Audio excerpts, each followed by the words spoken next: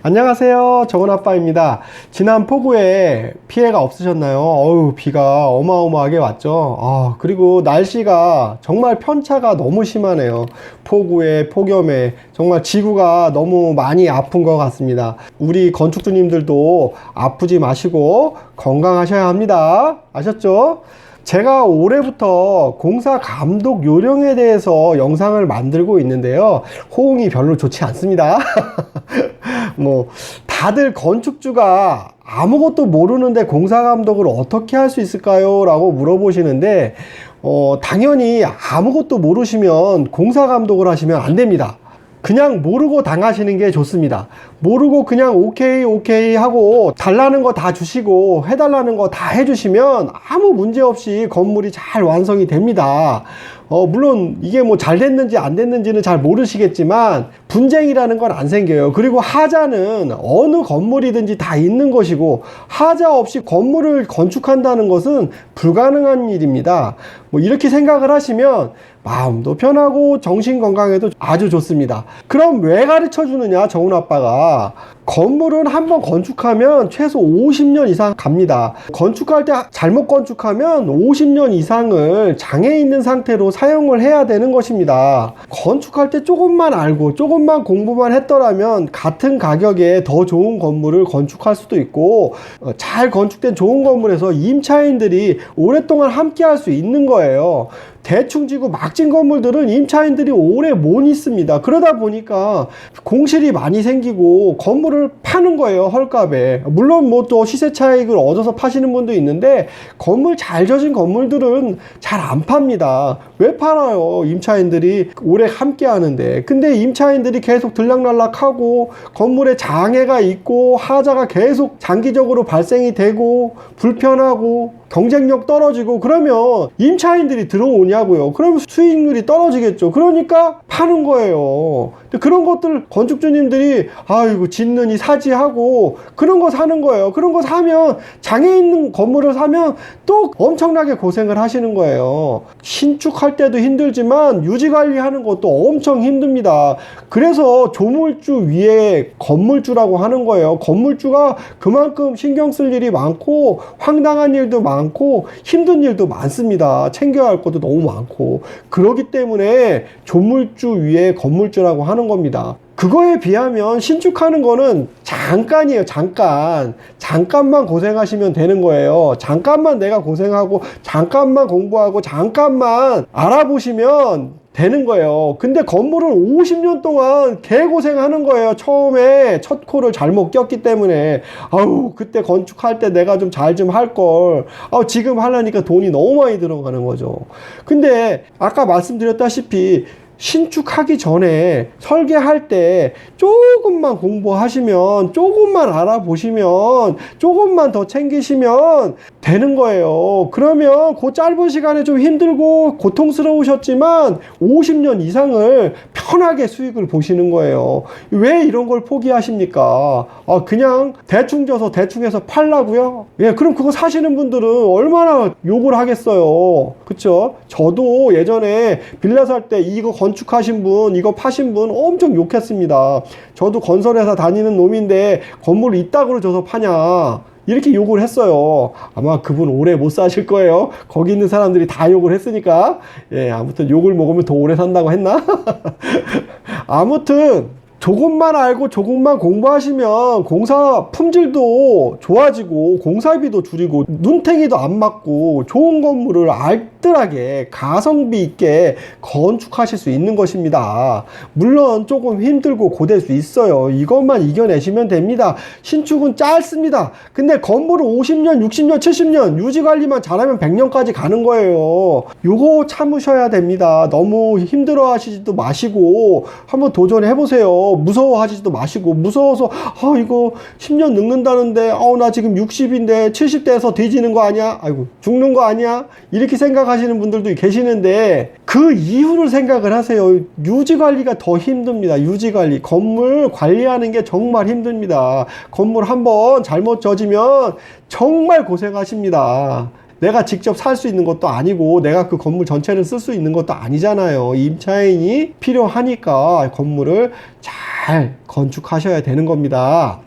근데 뭐 대부분의 많은 건축주님들이 아무것도 모른 채 어설프게 어디서 듣고 막 유튜브나 막 이런데 이상한데 막 뭐 엉뚱한 거 막 배우셔가지고 와가지고 막무가내로 제대로 알지도 못하면서 공사를 진행하시면서 감독하시는데 정말 선무당이 사람 잡는다고 정말 엄청난 손해하고 피해 그리고 정신건강, 몸건강까지 해칠 수 있어요. 정말 제대로 좀 공부하시고 제대로 좀 가르쳐주는 데서 배우셔서 건축을 하세요. 제 유튜브 무료잖아요. 제 카페도 무료고 제 블로그도 무료고 조금만 공부하시면 제가 가르쳐 드리는 것만 아셔도 정말 좋은 건물 건축하실 수 있어요. 물론 완벽하진 않지만 그래도 일반 막업자들이 막 건축하는 거를 막으실 수 있단 말이죠. 그리고 좋은 시공사를 만날 수 있고 좋은 건축사님을 만나실 수 있고 좋은 현장 소장님을 만나실 수 있어요.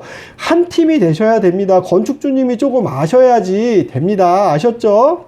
그래서 제가 정말 실무적인 내용을 이건 꼭 체크하고 확인해야 되는 내용만 가르쳐 드리고 있어요. 그리고 건축은 무엇보다 너무 깊게 아실 필요는 없고요. 중요사항만 그때그때 확인해 달라고만 하시면 되는 겁니다. 뭐 건축을 막 대학교 갈 것도 아니고 자격증 딸 것도 아닌데 막 이렇게 막 열심히 공부하시는 분들이 있는데 그럴 필요는 없어요. 이런 게 있구나 라고만 아셨다가 그거 확인해 달라고 하시면 되는 거예요. 오너들이 대부분 그렇게 하잖아요. 대표님들이 직접 일하면 그 회사 망하는 거예요. 직원들이 일할 수 있게 일을 시켜야 되는 겁니다. 건축주님이 현장 소장이나 시공사가 일을 잘할 수 있게, 건축사님이 일을 잘하실 수 있게 일을 시키는 거예요. 그러려고 하면 확인해 주세요 라고를 하셔야 되는 겁니다. 확인해 주세요 라고를 하셔야 되는 겁니다. 아셨죠?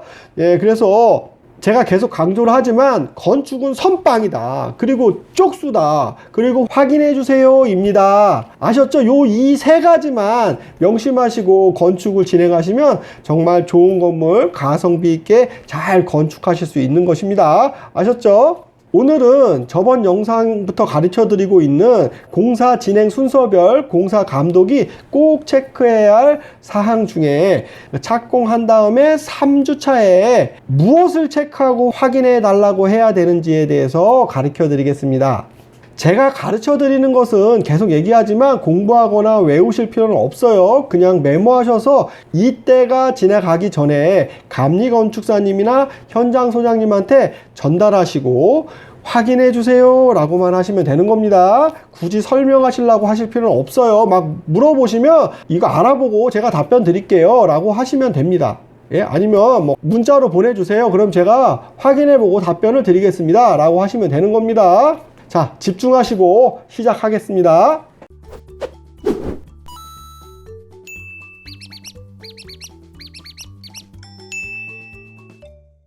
공사 진행 순서별 감독하기 착공 3주차 때 체크할 사항에 대해서 가르쳐 드리겠습니다.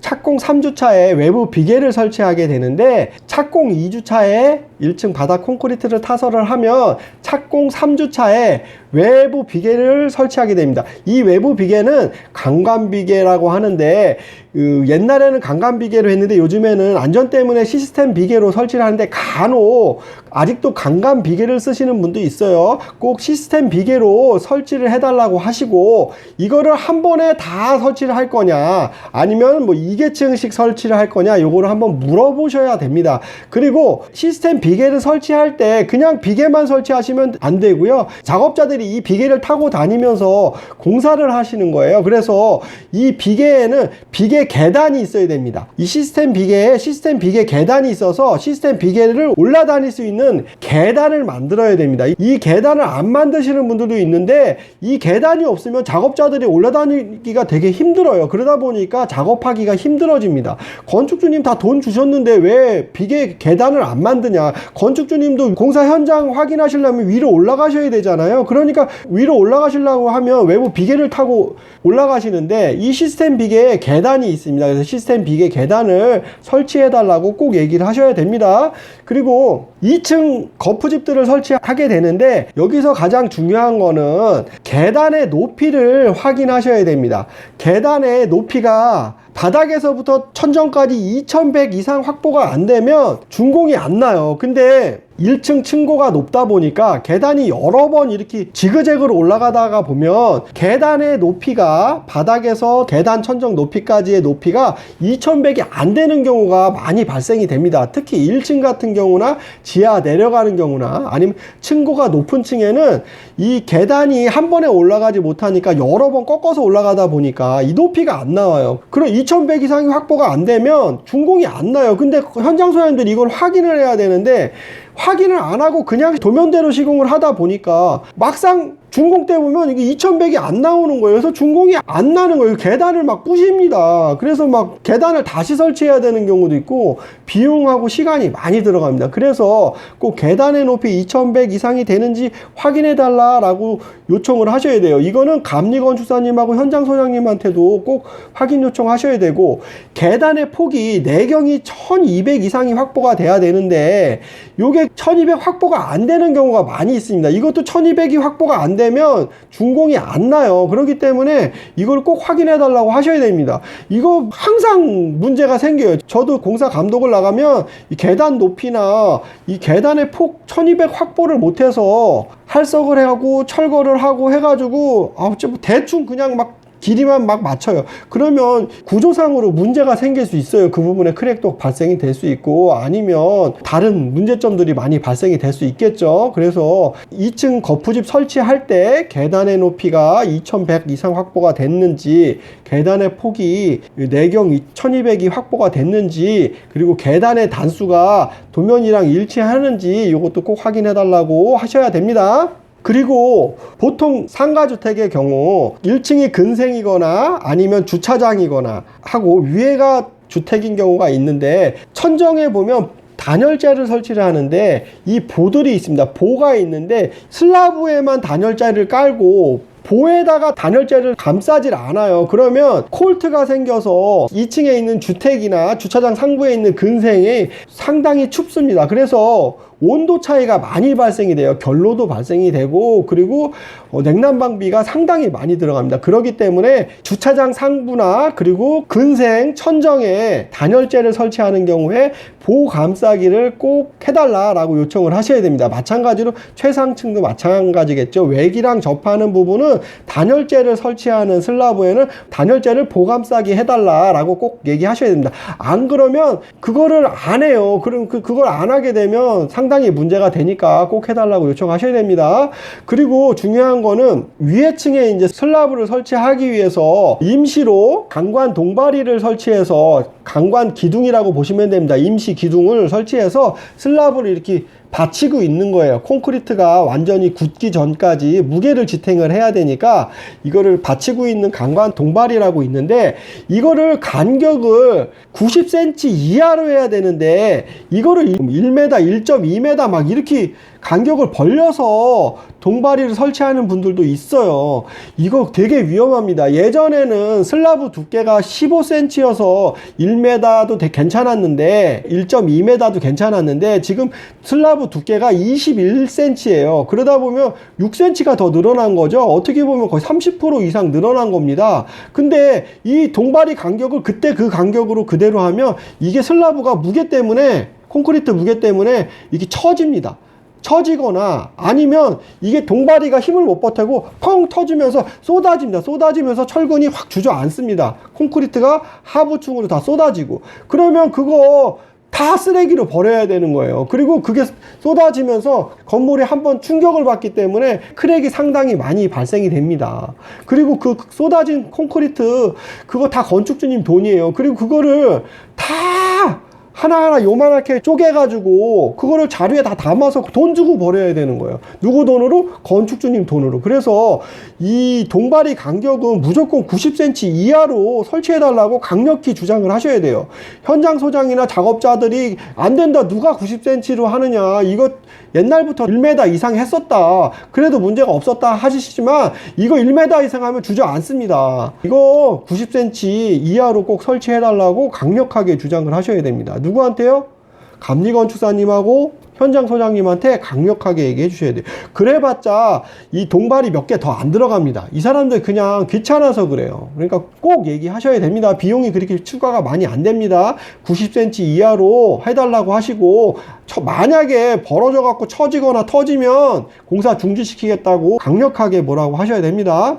그리고 2층에 화장실이나 발코니, 뭐 테라스 이런 것들이 있습니다. 이런 경우가 있는 경우에는 단차를 조금 낮춰야 되겠죠. 그래야지 습기가 안쪽으로 실내로 유입이 되지 않겠죠. 그래서 이 화장실이나 테라스나 발코니 같은 경우에는 슬라브 단차를 살짝 낮춰서 시공을 해달라고 하셔야지 물이 실내로 유입되는 거를 막으실 수 있어요. 그냥 같은 레벨로 하시게 되면 물이 그대로 들어옵니다. 방수턱을 만들고 뭐 한다고 해도 그래도 습기가 수평 상태이기 때문에 습기가 유입이 됩니다. 근데 턱이 있으면 자연스럽게 방수턱이 돼서 습기가 안으로 유입이 안 되는 겁니다. 그래서 꼭 턱이 있으셔야 되고, 이 턱이 있어야지만 나중에 화장실이나 테라스, 발코니들 바닥에 타일 깔고 했을 때 구배, 물구배를 잡으실 수 있어요. 그냥 동레벨로 하게 되면 화장실이나 테라스나 발코니가 이 실내보다 높아지는 경우가 많습니다. 그러면 안 되잖아요. 그렇죠? 그래서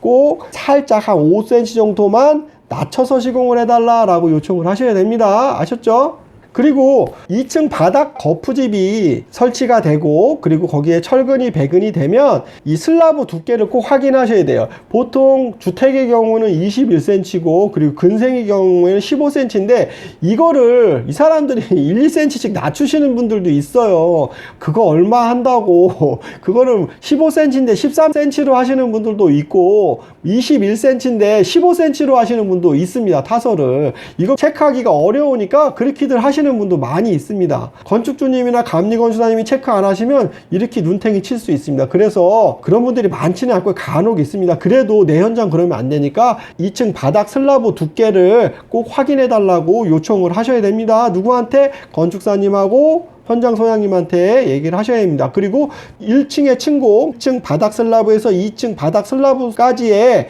높이가 층고예요. 그 층고를 꼭 확인해 달라고 요청을 하셔야 됩니다. 현장 소장님하고 감리건축사님한테 꼭 확인해 달라고 요청하시고요. 그리고 2층 바닥 철근 배근을 시작을 하면 현장 소장님한테 이거 언제 정도 다 깔리느냐, 이거 언제 정도 검측을 할 수 있느냐 물어보셔서 감리건축사님하고 통화하셔갖고 감리건축사님한테 2층 바닥 철근 배근이 언제 정도 끝난다고 하는데 건축사님 언제 정도 오셔서 검측하실 겁니까? 라고 물어보셔야 됩니다. 그래서 언제 오시겠다, 몇 시에 오시겠다, 그거를 물어보셔서 그 시간에 맞춰서 건축주님이 같이 참석을 하시는 겁니다. 같이 참석을 하시면 건축주님이 계시니까 많은 것을 보고 또 많은 것을 체크해 주셔서 건물이 잘 건축이 되겠죠. 그래서 꼭 감리건축사님하고 검측할 때는 같이 나오시는 게 아주 중요합니다. 간혹 건축사님이 바쁘셔갖고 일정을 못 맞춘다고 하시면 이거 누가 체크해요? 제가 체크할 수도 없고 현장 소장을 어떻게 믿습니까? 건축사님 좀 늦게라도 제가 시간을 맞출 테니까 건축사님 꼭 와서 확인 좀 해주세요 라고 건축주님이 계속 얘기를 하셔야 돼요. 그래서 감리건축사님하고 건축주님하고 사이가 좀 좋으셔야 돼요. 그래서 같이 검측도 나오시고 그러시면 가실 때 카톡으로 고생하셨다고 케이크나 아니면 통닭 한 마리라든지 뭐 이런 것들 카톡 선물 하나씩 주시면 감리건축사님이 잘 나와주시고 많은 것을 체크해 주실 거예요. 아셨죠? 그리고 바닥 철근을 배근을 검측할 때 건축사님한테 보호 느끈 캡이라고 있습니다. 스트럽이라고 하는데, 스트럽을 짜면 위에 이렇게 뚜껑을 덮는 디귿자 철근이 있는데, 이거를 하나 설치하고 하나 빼고 하나 설치하고 하나 빼고 하나 설치하고 이렇게 시공하시는 분들이 간혹 있어요. 그래서 이거는 무조건 다 100% 체결이 돼야 됩니다. 그래서 건축사님한테 보호 느끈 캡 100% 체결됐는지 확인해 주시고, 그리고 보강근들이 있습니다. 이게 도면에 표시가 되지 않는 보강근들이 있는데, 이런 보강근들도 다 확인해 주시고, 그리고 2층 옹벽 철근들이 다 제대로 올라와 져 있는지도 확인해 달라고 요청을 하셔야 되는 겁니다. 아셨죠? 그리고 바닥에 전기 배관들이 많은데, 이 배관들도 잘 확인해 달라고 하셔야 됩니다. 전기 배관에도 종류가 많은데, 빨간색은 보통 소방 배관이고요. 그리고 노란색은 통신 배관, 그리고 파란색은 등 배관, 그리고 검정색은 콘센트, 전기, 전력 배관, 이렇게 4종류로 주로 많이 하는데, 이 종류별로 색깔별로 좀 구분을 해서 배관을 해달라고 하시면 이 배관이 어느 배관인지 체크가 잘 되겠죠. 그래서 콘센트 위치가 빠지거나, 그리고 뭐 등 위치가 빠지지 않게 배관이 되겠죠. 그리고 어느 게 빠졌는지 확인할 수 있겠죠. 그래서 이 색깔별로 구분해서 전등, 콘센트, 통신, 소방, 이렇게 4종류로 색깔을 구분해서 전기 배관을 해달라라고 요청을 하시고, 그리고 주방 위치나 화장실, 테라스 뭐 이런데 배수 배관 슬리브, 그리고 수도 배관, 이런 것들이 제대로 돼 있는지도 확인해 달라고 요청을 하셔야 됩니다. 그리고 간혹 1층 같은 경우에 층고가 낮아서 배관을 보를 관통하는 경우가 있습니다. 보 사이로 배관을 이렇게 쭉 넣으시게 되면 이 부분이 구조 보가 구멍이 뚫렸으니까 취약해지겠죠. 그래서 보 부분에 보강근을 설치해 달라고 하셔야 되고, 층고가 낮은 경우에는 보 관통 슬리브를 묻어서 철근 보강해 가지고 보 사이로 배관을 해 갖고 보 밑으로 배관이 지나가지 않게 시공을 해달라라고 요청을 하셔야 됩니다. 이거 누가 해야 되냐? 이건 건축주님이 현장 소장님한테 꼭 미리 얘기를 하셔야 됩니다. 미리. 공사를 다 하고 있는데, 콘크리트를 쳤는데 얘기하면 안 되고, 콘크리트를 타설하기 전에, 철근 배근하기 전에 미리 얘기를 하셔야 되는 겁니다. 그리고 2층 바닥 레미콘 타설하실 때 이물질을 다 제거해 달라고 하시고, 그리고 물 청소를 한번 해달라고 하시는 게 좋습니다. 물 청소를 하면 거푸집 같은 경우에 바짝 말라있는 상태에서 콘크리트를 부면은, 얘네들이 콘크리트도 물이 들어있잖아요. 그러니까 물을 쫙 빨아들입니다. 쫙 빨아들이면 콘크리트에 물이 쫙 빠져들으니까 콘크리트가 뿌석뿌석해져 버리는 거예요. 그리고 면이 거칠어지고. 그래서 콘크리트 타설하기 전에 물을 뿌려주면 젖겠죠, 거푸집이. 그리고 철근도 마찬가지로 물에 살짝 젖겠죠. 그 상태에서 콘크리트를 타설하게 되면 거푸집이나 철근이 그 습기를 빨아들이지 않습니다. 그렇게 되면 어떻게 돼요? 콘크리트가 양생이 깨끗하게 잘 되는 겁니다. 그래서 꼭 타설하기 전에 청소 한번 해주고 물 청소 한번 해달라고 하시는 게 중요합니다. 그리고 타설할 때 구배를 잘 맞춰달라고 하시고, 막 대충 막 그냥 막 울퉁불퉁하게 하면 나중에 그거 다 돈이에요, 돈. 그거 다 땜빵하고 까내고 하려면 돈이니까 현장 소장님한테 타설할 때 제대로 수평을 잘 맞춰서 물 고이지 않게 타설을 해달라고 꼭 요청을 하셔야 되고요. 그래야지만 나중에 몰탈 쳤을 때 비용이 적게 들어갑니다. 그리고 하자가 안 생겨요. 그렇기 때문에 물 고이지 않게 수평을 쫙 잘 맞춰서 시공을 해달라고 요청을 하셔야 됩니다. 그리고 타설한 다음에는 저번 영상에도 말씀드렸죠. 건조하면서 습기가 날아가면서 건조 수축 팽창이 일어나면서 크랙을 쫙 유발시킨다고 했죠. 그렇게 되면 나중에 문제가 생길 수 있기 때문에 꼭 수분 보양을 해달라고 하셔야 되는데, 물 뿌려서는 되지 않습니다. 요즘 같은 날씨에는 그냥 타설하면 바로 쫙쫙쫙쫙 금이 쫙쫙 가갖고 그냥 거의 바둑판 됩니다. 그러면은 이 구조적으로 문제가 생길 수 있어요. 그렇기 때문에 꼭 타설한 다음에 PE 필름으로 덮어서 습기가 날아가지 않게 수분 보양을 해달라고 하시고, 그 다음날 아침에 비닐을 걷어내도 됩니다. 걷어내시고 물을 뿌려서 콘크리트 건조가, 콘크리트 양생이 천천히 진행될 수 있도록 습기를 유지시켜 달라고 요청을 하셔야 됩니다. 아셨죠? 그런 다음에 콘크리트 타설 그 다음날 아침에 물 한번 뿌려주고 오후 정도에 오면 목수들이 와서 먹매김을 합니다. 이거는 이제 2층 옹벽이라든지 기둥 이런 것들을 그리는 거예요. 본을 뜨는 거죠. 거푸집 위치를 본을 뜨는데, 이거 기준을 잡을 때 1층 기준점에서 따서 올려달라고 하셔야 됩니다. 그냥 그 상태에서 하게 되면 이게 건물이 이렇게 삐뚤게 올라갈 수 있어요. 타설을 하다 보면 이 레미콘 앞 때문에 이 거푸집이 약간 옆으로 밀리거나 건물이 살짝 한쪽으로 치우쳐지는 경우가 많습니다. 그 상태에서 먹줄을 띄어서 올리게 되면 건물이 이렇게 삐뚤어져서 건축이 진행됩니다. 이렇게 되면 나중에 문제가 심각해지겠죠. 1층하고 저 위에하고 20cm, 30cm 이렇게 넘어가 있으면 이거 나중에 정말 큰 문제가 생깁니다. 보통 10cm 정도가 왔다 갔다 하는데 20cm, 30cm 넘어가 버리면 큰 문제가 되거든요. 그래서 1층 기준점에서 따서 새롭게 먹매김을 해달라고 요청을 하셔야 됩니다. 아셨죠? 아유, 힘들죠? 이게 너무 막 어렵죠. 너무 어렵지만 여기 있는 내용을 메모만 하셔서 그냥 확인해 주세요 라고만 하시면 되는 거예요. 제가 이렇게 설명하기도 힘든데 건축주가 이거를 현장 소장한테 설명하려면 얼마나 힘들겠어요. 설명하지도 말고 그냥 중요사항만 적으셔서 요거 확인해 주세요 라고만 하시면 되는 거예요. 뭐 이거를 막 공부하실 필요 없어요. 예, 그리고 뭐 이게 뭔지 확인할 필요도 없어요. 그냥 제가 얘기한 내용들을 잘 적으셔 갖고 1층 바닥 타설을 하면 그때쯤 돼서 주시면 돼요. 그래야지 이제 2층 때 요 지시사항 확인할 것들을 체크해서 차질 없이 확인해 갖고 2층 바닥 타설을 하겠죠. 그러니까 전에 주셔야 돼요. 할 때 주는 게 아니라 전에 미리 주셔야 되는 거예요. 그러니까 요 한 박자가 아니라 한 일주일 전에 미리 요 내용들을 주셔야 되는 겁니다. 그래서 착공 3주차에 요거를 주시면은 딱 맞아 떨어지는 겁니다. 건축주님들이 주시면 돼요. 공부하실 필요 없고요. 그리고 제가 요 영상 뒤에 백배경으로 사진들을 조금씩 올려놨으니까 아 대충 요게 요런 거구나 라고만 이해하시면 됩니다. 요거를 공부하시거나 외우시고 할 필요는 없어요. 다시 한번 강조해 드립니다. 그렇게 생각하니까 마음이 편하시죠? 그냥 받아쓰기 하셔서 전달하면 되는구나. 끝입니다. 그게 끝입니다. 자, 오늘은 착공 후 3주차에 대해서 알려드렸습니다. 요거 잘 메모하셔서 잘 쓰시고요. 자, 오늘은 여기까지 하고요. 다음 영상에는 착공 4주차 때 꼭 체크하고 확인해야 할 사항에 대해서 가르쳐 드리도록 하겠습니다. 그럼 다음 영상에서 뵙겠습니다. 구독, 좋아요, 알람 설정, 의리 아셨죠? 치사하게 보고만 가시기 없기. 안녕.